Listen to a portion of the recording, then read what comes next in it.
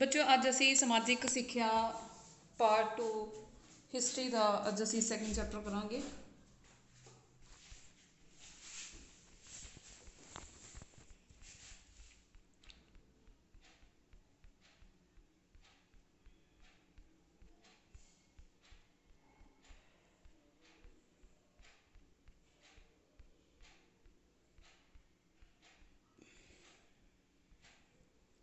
Lesson number 2 lesson ਦਾ ਨਾਮ ਹੈ ਗੁਰੂ ਨਾਨਕ ਦੇਵ ਜੀ ਤੋਂ ਪਹਿਲਾਂ ਦੇ ਪੰਜਾਬ ਦੀ ਰਾਜਨੀਤਿਕ ਅਤੇ ਸਮਾਜਿਕ ਅਵਸਥਾ। ਇਸ ਚੈਪਟਰ ਦੇ ਵਿੱਚ ਮੈਂ ਤੁਹਾਨੂੰ ਸਮਝਾਉਂਗੀ ਕਿ ਗੁਰੂ ਨਾਨਕ ਦੇਵ ਜੀ ਤੋਂ ਪਹਿਲਾਂ ਦੇ ਪੰਜਾਬ ਦੀ ਜਿਹੜੀ ਰਾਜਨੀਤਿਕ ਹਾਲਤ ਸੀ ਔਰ ਸਮਾਜਿਕ ਜਿਹੜੀ ਹਾਲਤ ਸੀਗੀ ਉਹ ਕਿਸ ਤਰ੍ਹਾਂ ਦੀ ਸੀ। ਯਾਨੀ ਕਿ ਗੁਰੂ ਨਾਨਕ ਦੇਵ ਜੀ ਤੋਂ ਪਹਿਲਾਂ ਦਾ ਜਿਹੜਾ ਸਮਾਜ ਸੀ ਉਹ ਕਿਸ ਤਰ੍ਹਾਂ ਦਾ ਸੀਗਾ। ਸ਼੍ਰੀ ਗੁਰੂ ਨਾਨਕ ਦੇਵ ਜੀ ਦਾ ਜਨਮ 1469 ਈਸਵੀ ਦੇ ਵਿੱਚ ਹੋਇਆ। ਉਹਨਾਂ ਦੇ ਜੀਵਨ ਕਾਲ ਤੋਂ ਪਹਿਲਾਂ ਦੇ ਪੰਜਾਬ ਦੀ ਰਾਜਨੀਤਿਕ ਅਤੇ ਸਮਾਜਿਕ ਅਵਸਥਾ ਬਹੁਤ ਚੰਗੀ ਨਹੀਂ ਸੀ। ਇੱਥੋਂ ਦੇ ਹਾਕਮ ਕਮਜ਼ੋਰ ਅਤੇ ਆਪਸੀ ਫੁੱਟ ਦਾ ਸ਼ਿਕਾਰ ਸਨ। ਪੰਜਾਬ ਉਤੇ ਬਾਹਰੀ ਹਮਲੇ ਹੋ ਰਹੇ ਸਨ। ਉਸ ਸਮੇਂ ਦੇ ਹਾਕਮਾਂ ਵਿੱਚ ਧਾਰਮਿਕ ਕੱਟੜਤਾ ਸੀ ਤੇ ਉਹ ਆਪਣੇ ਹੀ ਧਰਮ ਨੂੰ ਜ਼ਿਆਦਾ ਪ੍ਰੈਫਰੈਂਸ ਦਿੰਦੇ ਸੀ। ਹਿੰਦੂ ਸਮਾਜ ਜਾਤਾਂ ਅਤੇ ਉਪਜਾਤਾਂ ਵਿੱਚ ਵੰਡਿਆ ਹੋਇਆ ਸੀ। ਇਸਤਰੀ ਦੀ ਹਾਲਤ ਬੜੀ ਮਾੜੀ ਸੀ। ਲੋਕਾਂ ਦਾ ਸਦਾਚਾਰ ਡਿੱਗ ਚੁੱਕਾ ਸੀ ਤੇ ਉਹ ਫਜ਼ੂਲ ਦੇ ਵਹਿਮਾਂ ਭਰਮਾਂ ਦੇ ਵਿੱਚ ਫਸੇ ਹੋਏ ਸੀ। ਤਾਂ ਇਸ ਤਰ੍ਹਾਂ ਅਸੀਂ ਆਖ ਸਕਦੇ ਹਾਂ ਕਿ ਜਦੋਂ ਗੁਰੂ ਨਾਨਕ ਦੇਵ ਜੀ ਦਾ ਸਮਾਂ ਸੀਗਾ ਤਾਂ ਗੁਰੂ ਨਾਨਕ ਦੇਵ ਜੀ ਤੋਂ ਪਹਿਲਾਂ ਦਾ ਜਿਹੜੇ ਸਮਾਜ ਦੀ ਹਾਲਤ ਸੀਗੀ ਜਿਹੜੀ ਉਹ ਕਾਫੀ ਵਿਗੜ ਚੁੱਕੀ ਸੀਗੀ ਤੇ ਅਰਥ ਵਿਵਸਥਾ ਜਿਹੜੀ ਸੀਗੀ ਵਿਗੜੀ ਹੋਈ ਸੀ।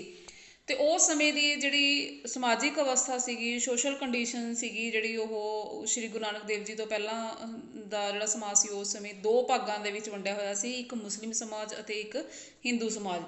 ਮੁਸਲਿਮ ਸਮਾਜਾਂ ਦੀ ਸਮਾਜਿਕ ਦਸ਼ਾ ਜਾਂ social conditions of the Muslims ਸੀਗੇ ਜਿਹੜੇ ਉਹ ਕੀ ਸੀ। ਗੁਰੂ ਨਾਨਕ ਦੇਵ ਜੀ ਤੋਂ ਪਹਿਲਾਂ ਪੰਜਾਬ ਦੇ ਵਿੱਚ ਮੁਸਲਮਾਨ ਹਾਕਮਾਂ ਦੀ ਸਰਕਾਰ ਸੀਗੀ ਤੇ ਇਸ ਲਈ ਮੁਸਲਮਾਨ ਸਰਕਾਰ ਵਿੱਚ ਉੱਚੇ ਤੋਂ ਉੱਚਾ ਅਹੁਦਾ ਪ੍ਰਾਪਤ ਕਰ ਸਕਦੇ ਸਨ। ਉਹਨਾਂ ਦੇ ਨਾਲ ਆਦਰ ਪੂਰਵਕ ਸਲੂਕ ਹੁੰਦਾ ਸੀ। ਸਰਕਾਰੀ ਇਨਸਾਫ ਉਹਨਾਂ ਦੇ ਲਈ ਹੱਕ ਵਿੱਚ ਹੁੰਦਾ ਸੀ। ਤੇ ਉਸ ਸਮੇਂ ਦਾ ਮੁਸਲਮਾਨ ਸਮਾਜ ਸੀਗਾ ਜਿਹੜਾ ਉਹ 4 ਸ਼੍ਰੇਣੀਆਂ ਦੇ ਵਿੱਚ ਵੰਡਿਆ ਹੋਇਆ ਸੀ: ਅਮੀਰ ਅਤੇ ਸਰਦਾਰ, ਉਲਮਾ ਅਤੇ ਸੈਯਦ, ਮੱਧ ਸ਼੍ਰੇਣੀ ਅਤੇ ਗੁਲਾਮ।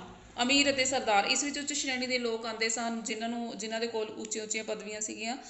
ਸਰਦਾਰਾਂ ਨੂੰ ਇਲਾਕਾ ਦਿੱਤਾ ਜਾਂਦਾ ਸੀ ਤੇ ਉਸ ਇਲਾਕੇ ਦੇ ਭੂਮੀਕਰਾਂ ਨੂੰ ਉਹ ਖੁਦ ਉਗਰਾਉਂਦੇ ਸਨ ਤੇ ਉਹ ਪੈਸਾ ਆਪਣੀਆਂ ਲੋੜਾਂ ਉੱਪਰ ਹੀ ਖਰਚ ਕਰਦੇ ਸਨ। ਸਰਦਾਰਾਂ ਦਾ ਕੰਮ ਮੁਹਿੰਮਾਂ ਦੇ ਵਿੱਚ ਹਿੱਸਾ ਲੈਣਾ ਸੀਗਾ ਤੇ ਇਹ ਲੋਕ ਆਪਸ ਵਿੱਚ ਵੀ ਲੜਾਈਆਂ ਦੇ ਵਿੱਚ ਰੁੱਝੇ ਹੋਏ ਸਨ ਤੇ ਇਹਨਾਂ ਦੀ ਰੁਚੀ ਦਿੱਲੀ ਸਰਕਾਰ ਤੋਂ ਆਜ਼ਾਦ ਹੋਣ ਦੀ ਹੀ ਹੁੰਦੀ ਸੀਗੀ। ਸਥਾਨਕ ਪ੍ਰਬੰਧ ਦੇ ਵਿੱਚ ਇਹ ਲੋਕ ਦਿਲਚਸਪੀ ਘੱਟ ਹੀ ਲੈਂਦੇ ਸਨ।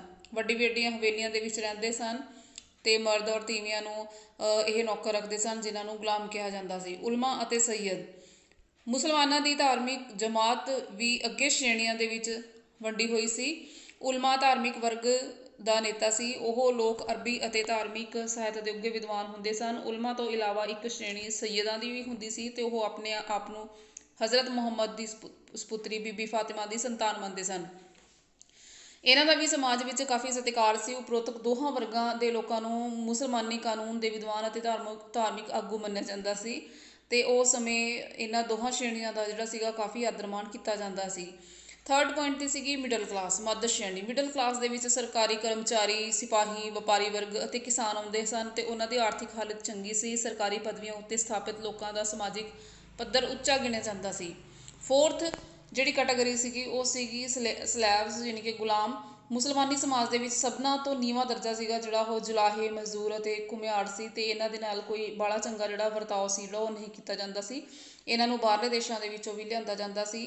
ਹੀਜੜੇ ਅਤੇ ਗੁਲਾਮਾਂ ਨੂੰ ਬੇਗਮਾਂ ਦੀ ਖਿਦਮਤ ਕਰਨ ਵਾਸਤੇ ਰੱਖਿਆ ਜਾਂਦਾ ਸੀ ਤੇ ਕਈ ਗੁਲਾਮ ਔਰਤਾਂ ਸੀਗੀਆਂ ਜਿਹੜੀਆਂ ਉਹਨਾਂ ਨੂੰ ਮਨਪਰਚਾਵੇ ਦੇ ਸਾਧਨ ਦੇ ਤੌਰ 'ਤੇ ਰੱਖਿਆ ਜਾਂਦਾ ਸੀ। ਇਹਨਾਂ ਲੋਕਾਂ ਨੂੰ ਢਿੱਡ ਭਰ ਕੇ ਰੋਟੀ ਮਿਲ ਜਾਂਦੀ ਸੀ ਤੇ ਇਹ ਉਹਨਾਂ ਦੀ ਸਮਾਜਿਕ ਅਵਸਥਾ ਉਹਨਾਂ ਦੇ ਮਾਲਿਕ ਦੇ ਸੁਭਾਅ ਉੱਤੇ ਨਿਰਭਰ ਕਰਦੀ ਸੀ। ਗੁਲਾਮ ਆਪਣੀ ਬਹਾਦਰੀ ਅਤੇ ਚਤੁਰਾਈ ਦਿਖਾ ਕੇ ਉੱਚ ਪਦਵੀ ਲੈ ਕੇ ਛੁਟਕਾਰਾ ਪਾ ਸਕਦੇ ਸੀ। ਭੋਜਨ, ਮੁਸਲਮਾਨ ਅਤੇ ਜਿਹੜੇ ਮੁਸਲਿਮ ਸਮਾਜ ਦੇ ਵਿੱਚ ਜਿਹੜੇ ਅਮੀਰ ਸੈਯਦ ਸੀਗੇ, ਸ਼ੇਖ, ਮੁੱਲਾ, ਕਾਜ਼ੀ ਸੀ, ਉਹਨਾਂ ਦਾ ਜਿਹੜਾ ਭੋਜਨ ਸੀਗਾ ਉਹ ਮੱਖਣ, ਮਿਰਚ, ਮਸਾਲੇ ਦੀ ਵਰਤੋਂ ਹੁੰਦੀ ਸੀ ਤੇ ਪੁਲਾਓ, ਕੋਰਮਾ ਉਹਨਾਂ ਦਾ ਮਨ ਭਾਉਂਦਾ ਖਾਣਾ ਹੁੰਦਾ ਸੀ ਤੇ ਮਿੱਠੇ ਪਕਵਾਨ, ਹਲਵਾ ਅਤੇ ਸ਼ਰਬਤ ਬਹੁਤ ਪ੍ਰਚਲਿਤ ਸਨ। ਉਸ ਵੇਲੇ ਮੁਸਲਿਮ ਸਮਾਜ ਵਿੱਚ ਨਸ਼ੀਲੀਆਂ ਵਸਤਾਂ ਦਾ ਪ੍ਰਯੋਗ ਆਮ ਹੁੰਦਾ ਸੀ। ਸਧਾਰਨ ਮੁਸਲਮਾਨ ਸੀਗੇ ਜਿਹੜੇ ਉਹ ਮਾਸਾਹਾਰੀ ਸੀ। ਕਣਕ ਦੀ ਰੋਟੀ ਅਤੇ ਭੁੰਨਿਆ ਹੋਇਆ ਮਾਸ ਉਹਨਾਂ ਦਾ ਨਿੱਤ ਦਾ ਭੋਜਨ ਸੀ। ਮੁਸਲਮਾਨਾਂ ਦਾ ਪਹਿਰਾਵਾ। ਉੱਚ ਸ਼੍ਰੇਣੀ ਦੇ ਮੁਸਲਮਾਨਾਂ ਦਾ ਪਹਿਰਾਵਾ ਭੜਕੀਲਾ ਅਤੇ ਕੀਮਤੀ ਹੁੰਦਾ ਸੀ। ਉਹ ਰੇਸ਼ਮੀ ਅਤੇ ਵਧੀਆ ਸੂਤ ਦੇ ਕੱਪੜੇ ਸੀਗੇ ਜੇ ਪਹਿਨਦੇ ਸਨ। ਅਮੀਰ ਲੋਕ ਤੁਰਲੇ ਵਾਲੀ ਪਗੜੀਆਂ ਬੰਨ੍ਹਦੇ ਸਨ ਅਤੇ ਪੱਗ ਨੂੰ ਚੀਰਾ ਵੀ ਕਿਹਾ ਜਾਂਦਾ ਸੀਗਾ। ਧਾਰਮਿਕ ਵਰਗ ਦੇ ਲੋਕ ਸੂਤੀ ਕੱਪੜੇ ਪਹਿਨਦੇ ਸਨ। ਉਹ 7 ਗਜ਼ਾਂ ਦੀ ਪੱਗ ਬੰਨ੍ਹਦੇ ਸਨ ਅਤੇ ਪਿੱਠੂ 'ਤੇ ਪੱਗ ਦਾ ਲੜ ਵੀ ਛੱਡਦੇ ਸਨ। ਇਸ ਤਰ੍ਹਾਂ ਮੁਸਲਮਾਨ ਇਸਤਰੀਆਂ ਜੰਪਰ, ਘੱਗਰਾ ਅਤੇ ਤੰਗ ਪਜਾਮਾ ਪਹਿਨਦੀਆਂ ਸਨ ਅਤੇ ਉਸ ਸਮੇਂ ਬੁਰਕੇ ਦਾ ਪ੍ਰਯੋਗ ਸੀਗਾ ਜਿਹੜਾ ਉਹ ਕੀਤਾ ਜਾਂਦਾ ਸੀ। ਉੱਚ ਸ਼੍ਰੇਣੀ ਦੇ ਔਰਤਾਂ ਆਮ ਤੌਰ 'ਤੇ ਦਾਸ ਅਤੇ ਦਾਸੀਆਂ ਚੁਰਮੜਾ ਦੇ ਵਿਚਕਾਰ ਬੰਦ ਡੋਲੀਆਂ ਦੇ ਵਿੱਚ ਆਉਂਦੀਆਂ ਸਨ। ਗਹਿਣੇ ਅਤੇ ਮਨ ਪਰਚਾਵੇ ਦੇ ਸਾਧਨ। ਗਹਿਣੇ। ਉੱਚ ਸ਼੍ਰੇਣੀ ਦੇ ਜਿਹੜੇ ਲੋਕ ਸੀਗੇ ਚਾਂਦੀ ਅਤੇ ਸੋਨੇ ਦੀਆਂ ਛਾਪਾਂ ਪਾਉਂਦੇ ਸਨ। ਉਹ ਮੋਤੀ, ਮਣਕੇ ਅਤੇ ਪੱਥਰ ਵੀ ਪਹਿਨਦੇ ਸਨ। ਸੋਨੇ ਚਾਂਦੀ ਦੇ ਗਹਿਣੇ ਵੀ ਪਹਿਨੇ ਜਾਂਦੇ ਸਨ। ਮਨ ਪਰਚਾਵਾ। ਉਸ ਸਮੇਂ ਜਿਹੜੇ ਮਨ ਪਰਚਾਵੇ ਦੇ ਸਾਧਨ ਹੁੰਦੇ ਸੀਗੇ ਉਹ ਚੌਗਾਨ, ਚੌਪਟ, ਘੋੜ ਸਵਾਰੀ, ਘੋੜ ਦੌੜ ਆਦਿ ਮਨ ਭਾਉਂਦੀਆਂ ਉਹਨਾਂ ਦੀਆਂ ਖੇਡਾਂ ਹੁੰਦੀਆਂ ਸੀ। ਨਾਚ ਦੇਖਣਾ ਅਤੇ ਗੀਤ ਸੁਣਨਾ ਅਮੀਰ ਲੋਕਾਂ ਦਾ ਸ਼ੌਂਕ ਹੁੰਦਾ ਸੀ। ਵਹਿਮ ਅਤੇ ਅਗਿਆਨਤਾ। ਮਾਲ ਅਤੇ ਧਨ ਦੇ ਵਧਣ ਦੇ ਨਾਲ ਮੁਸਲਮਾਨਾਂ ਦੇ ਵਿੱਚ ਵਹਿਮਾਂ ਦਾ ਵੀ ਵਾਧਾ ਹੋਇਆ। ਲੋਕ ਜਾਦੂ, ਟੂਣਿਆਂ, ਤਵੀਤਾਂ, ਕਰਾਮਾਤਾਂ ਵਿੱਚ ਵਿਸ਼ਵਾਸ ਰੱਖਦੇ ਸਨ। ਪੈਰ ਪੈਰ 'ਤੇ ਸ਼ੁਭ ਅਤੇ ਅਸ਼ੁਭ ਵਿਚਾਰ ਸੀਗੇ ਜਿਹੜੇ ਉਹ ਜਾਣੇ ਲੱਗ ਗਏ ਸਨ। ਇਸਤਰੀਆਂ ਦੀ ਹਾਲਤ ਜ਼ਿਆਦਾ ਸਤਿਕਾਰਯੋਗ ਨਹੀਂ ਸੀ। ਅਮੀਰਾਂ ਅਤੇ ਸਰਦਾਰਾਂ ਦੀ ਹਵੇਲੀਆਂ ਵਿੱਚ ਇਸਤਰੀਆਂ ਦੇ ਹਰਮ ਹੁੰਦੇ ਸਨ। ਉਹਨਾਂ ਇਸਤਰੀਆਂ ਦੀ ਸੇਵਾ ਲਈ ਦਾਸੀਆਂ ਅਤੇ ਰਖਿਆਲਾਂ ਵੀ ਰੱਖੀਆਂ ਜਾਂਦੀਆਂ ਸਨ। ਉਸ ਸਮੇਂ ਪਰਦੇ ਦਾ ਆਮ ਰਿਵਾਜ ਸੀ। ਸਧਾਰਨ ਮੁਸਲਿਮ ਘਰਾਂ ਵਿੱਚ ਇਸਤਰੀਆਂ ਦੇ ਰਹਿਣ ਦੇ ਲਈ ਪਰਦੇਦਾਰ ਵੱਖਰੀ ਥਾਂ ਬਣੀ ਹੁੰਦੀ ਸੀ। ਉਸ ਥਾਂ ਨੂੰ ਜਨਾਨ ਖਾਨ ਵੀ ਕਿਹਾ ਜਾਂਦਾ ਸੀ। ਹਿੰਦੂਆਂ ਦੀ ਸਮਾਜਿਕ ਦਸ਼ਾ। ਗੁਰੂ ਨਾਨਕ ਦੇਵ ਜੀ ਤੋਂ ਪਹਿਲਾਂ ਹਿੰਦੂਆਂ ਦੀ ਸਮਾਜਿਕ ਦਸ਼ਾ ਬਹੁਤ ਹੀ ਭੈੜੀ ਸੀ। ਉਹਨਾਂ ਨੂੰ ਜਿਮੀ ਦਾ ਦਾਸ ਸਮਝਿਆ ਜਾਂਦਾ ਸੀ। ਉਹਨਾਂ ਨੂੰ ਜਜ਼ੀਆ ਤੇ ਯਾਤਰਾ ਪ੍ਰਚਾਰਕ ਕਰ ਦੇਣਾ ਪੈਂਦਾ ਸੀ। ਕਰ ਉਗਰਾਹੁਣ ਦੇ ਲਈ ਉਹਨਾਂ ਨਾਲ ਬਹੁਤ ਸਖਤੀ ਕੀਤੀ ਜਾਂਦੀ ਸੀਗੀ। ਜਾਤ ਪਾਤ। ਉਸ ਸਮੇਂ ਜਿਹੜੀਆਂ ਜਾਤਾਂ ਸੀਗੀਆਂ ਉਹ ਹਿੰਦੂ ਸਮਾਜ ਬ੍ਰਾਹਮਣ, ਖੱਤਰੀ, ਵੈਸ਼ ਅਤੇ ਸ਼ੂਦਰ ਦੇ ਵਿੱਚ ਵੰਡੀਆਂ ਹੋਈਆਂ ਸਨ ਅਤੇ ਇਹਨਾਂ ਜਾਤਾਂ ਤੋਂ ਬਿਨਾਂ ਕੋਈ ਹੋਰ ਵੀ ਇਹਨਾਂ ਦੀਆਂ ਉਪ ਜਾਤਾਂ ਸੀਗੀਆਂ ਜਿਹੜੀਆਂ ਉਹ ਪੈਦਾ ਹੋ ਚੁੱਕੀਆਂ ਸਨ। ਬ੍ਰਾਹਮਣ ਜੋ ਸੀਗੇ ਸਮਾਜ ਪ੍ਰਤੀ ਆਪਣੇ ਫਰਜ਼ ਭੁੱਲ ਕੇ ਸਵਾਰਥੀ ਬਣ ਗਏ ਸਨ। ਕੁਲੀਨ ਹੋਣ ਕਰਕੇ ਉਹਨਾਂ ਨੂੰ ਜਜ਼ੀਆ ਨਹੀਂ ਸੀ ਦੇਣਾ ਪੈਂਦਾ। ਇਸ ਲਈ ਮੁਸਲਮਾਨ ਹਾਕਮਾਂ ਦੀ ਖੁਸ਼ਾਮਦ ਕਰਕੇ ਇਹ ਆਪਣੀ ਸ਼੍ਰੇਣੀ ਨੂੰ ਸੁਰੱਖਿਅਤ ਰੱਖਦੇ ਸਨ।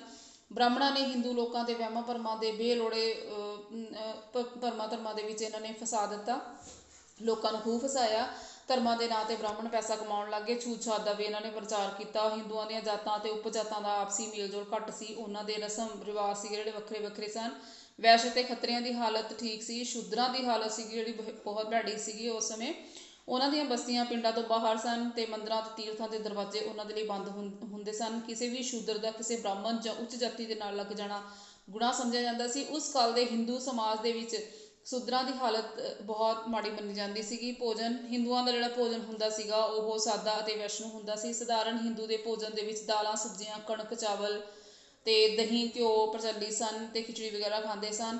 ਹਿੰਦੂ ਲੋਕ ਮਾਸ ਖਾਣਾ ਜਾਂ ਧਾਰਮਿਕ ਨਿਯਮਾਂ ਦੀ ਉਲੰਘਣਾ ਸਮਝਦੇ ਸਨ। ਨੀਵੀਂ ਜਾਤਾਂ ਦੇ ਲੋਕ ਮਾਸ ਖਾਂਦੇ ਸਨ ਪਰ ਮਾਸ ਉਹਨਾਂ ਦੇ ਨਿੱਤ ਜੀਵਨ ਦਾ ਭਾਗ ਨਹੀਂ ਸੀ ਹੁੰਦਾ। ਲੋਕ ਸ਼ਰਾਬ, ਅਫੀਮ, ਭੰਗ ਅਤੇ ਵਰਤੋਂ ਸੀਗੀ ਜਿਹੜੀ ਉਹ ਕਰਦੇ ਸਨ। ਹਿੰਦੂ ਲੋਕਾਂ ਦਾ ਪਹਿਰਾਵਾ। ਹਿੰਦੂਆਂ ਦਾ ਪਹਿਰਾਵਾ ਮੁਸਲਮਾਨਾਂ ਨਾਲੋਂ ਵਧੀਆ ਨਹੀਂ ਸੀ। ਉਹ ਧੋਤੀ ਕੁੜਤਾ ਪਹਿਨਦੇ ਸਨ ਅਤੇ ਉਹ ਪਗੜੀ ਬੰਨ੍ਹਦੇ ਸਨ। ਪੇਂਡੂ ਅਤੇ ਗਰੀਬ ਲੋਕ ਲੰਗੋਟੀ ਬੰਨ੍ਹ ਕੇ ਗੁਜ਼ਾਰਾ ਕਰ ਲੈਂਦੇ ਸਨ। ਉੱਚ ਘਰਾਣਾ ਦੇ ਲੋਕ ਰੇਸ਼ਮੀ ਕੱਪੜੇ ਅਤੇ ਰੰਗਦਾਰ ਕੱਪੜੇ ਪਹਿਨਦੇ ਸਨ। ਜ਼ਿਆਦਾਤਰ ਲੋਕ ਖਾਦੀ ਦੇ ਕੱਪੜੇ ਹੀ ਪਹਿਨਦੇ ਸਨ। ਹਿੰਦੂ ਇਸਤਰੀਆਂ ਆਮ ਤੌਰ 'ਤੇ ਸਲਵਾਰ ਕਮੀਜ਼, ਦੁਪੱਟਾ ਆਦਿ ਦਾ ਪ੍ਰਯੋਗ ਕਰਦੀਆਂ ਸਨ ਅਤੇ ਬ੍ਰਾਹਮਣ ਮੱਥੇ ਉੱਤੇ ਉਸ ਸਮੇਂ ਤਿਲਕ ਲਗਾਉਂਦਾ ਸੀ ਅਤੇ ਉਹ ਸੁਨਹਿਰੇ ਬਾਰਡਰ ਵਾਲੀ ਧੋਤੀ ਪਹਿਨਦਾ ਸੀ। ਮਨ ਪਰਚਾਵੇ ਦੇ ਸਾਧਨ। ਤਾਂ ਉਸ ਕਾਲ ਦੇ ਹਿੰਦੂਆਂ ਦੇ ਆਰਥਿਕ ਵਸੀਲੇ ਘੱਟ ਸਨ ਤਾਂ ਕਿਰਤੀ ਹੋਣ ਦੇ ਕਾਰਨ ਵੇਲਦੀ ਉਹਨਾਂ ਨੂੰ ਘੱਟ ਹੀ ਮਿਲਦੀ ਸੀ ਅਤੇ ਇਸ ਲਈ ਮਨ ਪਰਚਾਵੇ ਦੇ ਸਾਧਨ ਉਹਨਾਂ ਦੇ ਘੱਟ ਹੀ ਹੁੰਦੇ ਸਨ। ਜੂਆ ਖੇਡ ਕੇ ਹੋ ਜਾਂ ਮੌਸਮੀ ਤਿਉਹਾਰ ਮਨਾ ਕੇ ਉਹ ਆਪਣਾ ਮਨ ਪਰਚਾਵਾ ਕਰ ਲੈਂਦੇ ਸਨ। ਵਹਿਮ ਅਤੇ ਅਗਿਆਨਤਾ। ਉਸ ਸਮੇਂ ਉਸ ਕਾਲ ਦੇ ਹਿੰਦੂਆਂ ਦੇ ਵਿੱਚ ਅਨਪੜ੍ਹਤਾ ਅਤੇ ਅਗਿਆਨਤਾ ਸੀ। ਇਸ ਲਈ ਉਹ ਲੋਕ ਝੂਠੇ ਰਿਵਾਜ਼ਾਂ ਅਤੇ ਭਰਮਾਂ ਵਿੱਚ ਫਸੇ ਹੋਏ ਸਨ। ਦੇਵੀ ਦੇਵਤਿਆਂ ਦੇ ਵਿੱਚ ਜ਼ਿਆਦਾ ਵਿਸ਼ਵਾਸ ਕਰਦੇ ਸਨ। ਜਾਦੂ, ਟੂਣਿਆਂ, ਤਵੀਤਾਂ ਅਤੇ ਕਰਾਮਾਤਾਂ ਵਿੱਚ ਵੀ ਵਿਸ਼ਵਾਸ ਰੱਖਦੇ ਸਨ। ਇਸਤਰੀਆਂ ਦੀ ਦਸ਼ਾ ਜੋ ਸੀਗੀ ਉਸ ਸਮੇਂ ਕਾਫੀ ਤਰਸਯੋਗ ਸੀਗੀ ਅਤੇ ਲੜਕੀ ਦੇ ਜਨਮ ਨੂੰ ਚੰਗਾ ਨਹੀਂ ਸਮਝਿਆ ਜਾਂਦਾ ਸੀ। ਕਈ ਲੋਕ ਸੀਗੇ ਜੋ ਜੰਮਦੀ ਬੱਚੀ ਨੂੰ ਮਾਰ ਦਿੰਦੇ ਸਨ। ਲੜਕੀ ਨੂੰ ਛੋਟੀ ਉਮਰ ਦੇ ਵਿੱਚ ਹੀ ਵਿਆਹ ਦਿੱਤਾ ਜਾਂਦਾ ਸੀ ਅਤੇ ਇੱਕ ਤੋਂ ਵੱਧ ਪਤਨੀਆਂ ਵੀ ਹੁੰਦੀਆਂ ਸਨ। ਉਸ ਵੇਲੇ ਸਤੀ ਪ੍ਰਥਾ ਦੀ ਭੈੜੀ ਰਸਮ ਸੀਗੀ ਜੋ ਪ੍ਰਚਲਿਤ ਸੀ। ਭੈੜੀ ਰਸਮ ਵੀ ਪ੍ਰਚਲਿਤ ਸੀ। ਪਤੀ ਦੀ ਚਿਤਾ ਉੱਤੇ ਪਤਨੀ ਨੂੰ ਜਿਉਂਦਾ ਹੀ ਸੜਨਾ ਪੈਂਦਾ ਸੀ। ਇਸਤਰੀਆਂ ਦੇ ਲਈ ਯੋਗ ਥਾਂ ਅਤੇ ਸਹੁਰਾ ਘਰ ਹੀ ਸਮਝਿਆ ਜਾਂਦਾ ਸੀ। ਚਾਰ ਦੀਵਾਰੀ ਦੇ ਅੰਦਰ ਹੀ ਰਹਿ ਕੇ ਇਸਤਰੀ ਨੂੰ ਉਚਿਤ ਸਮਝਿਆ ਜਾਂਦਾ ਸੀ। ਉਸ ਨੂੰ ਬਾਹਰ ਜਾਂਦਿਆਂ ਪਰਦਾ ਕਰਨਾ ਪੈਂਦਾ ਸੀ। ਉਸ ਕਾਲ ਵਿੱਚ ਇਸਤਰੀਆਂ ਦੀ ਵਿੱਦਿਆ ਦਾ ਰਿਵਾਜ ਜੋ ਬਹੁਤ ਘੱਟ ਸੀ। ਤਾਂ ਇਸ ਤਰ੍ਹਾਂ ਅਸੀਂ ਆਖ ਸਕਦੇ ਹਾਂ ਕਿ ਉਸ ਸਮੇਂ ਜੋ ਹਿੰਦੂਆਂ ਦਾ ਸਮਾਜ ਸੀਗਾ ਜਾਂ ਸਮਾਜੀ ਮੁਸਲਮਾਨ ਜੋ ਸੀਗਾ ਉਹ ਸਿਰਫ ਉੱਚ ਸ਼੍ਰੇਣੀ ਦੇ ਜਿਹੜੇ ਲੋਕ ਸੀ ਉਹਨਾਂ ਨੂੰ ਹੀ ਇੱਜ਼ਤ ਮਾਣ ਅਤੇ ਸਤਿਕਾਰ ਦਿੱਤਾ ਜਾਂਦਾ ਸੀ, ਅਤੇ ਨੀਵੀਂ ਜਾਤੀ ਦੇ ਜਿਹੜੇ ਲੋਕ ਸੀ ਉਹਨਾਂ ਦੇ ਨਾਲ ਕੋਈ ਬਾਹਲਾ ਚੰਗਾ ਵਿਵਹਾਰ ਨਹੀਂ ਕੀਤਾ ਜਾਂਦਾ ਸੀ। ਅਤੇ ਇਸਤਰੀਆਂ ਦੀ ਹਾਲਤ ਸੀਗੀ ਜਿਹੜੀ ਉਹ ਗੁਰੂ ਨਾਨਕ ਦੇਵ ਜੀ ਦੇ ਸਮੇਂ ਤੋਂ ਪਹਿਲਾਂ ਇਸਤਰੀਆਂ ਦੀ ਹਾਲਤ ਵੀ ਕਾਫੀ ਤਰਸਯੋਗ ਮੰਨੀ ਜਾਂਦੀ ਸੀ। ਤਾਂ ਇਸ ਤਰ੍ਹਾਂ ਬੱਚਿਓ ਤੁਸੀਂ ਇਸ ਲੈਸਨ ਦੇ ਨੀਚੇ ਤੁਹਾਡੇ ਜਿਹੜੇ ਇਹ ਕੁਐਸਚਨ ਆਨਸਰ ਹੈ ਦਿੱਤੇ ਹੋਏ ਆ ਇਹ, ਠੀਕ ਹੈ, ਅਤੇ ਇਹ ਤੁਸੀਂ ਨੇ ਕੋਸ਼ਿਸ਼ ਕਰਨੀ ਹੈ ਇਹ ਆਪਣੇ ਆਪ ਕਰਨ ਦੀ।